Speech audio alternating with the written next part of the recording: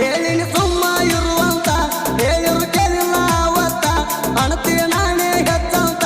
ಹೀಗೆಲ್ಲಿ ಹೋಗಿದಿ ಹೊಯ್ಕೋತ